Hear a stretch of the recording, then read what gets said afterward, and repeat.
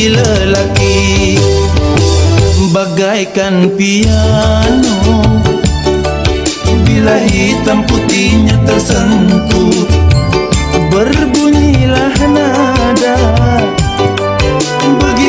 Begitu cintaku pada dirimu.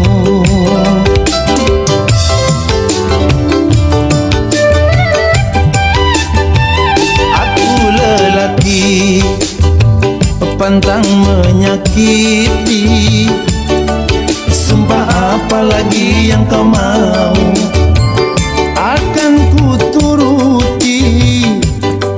Demi cinta pada dirimu, rela ku rela.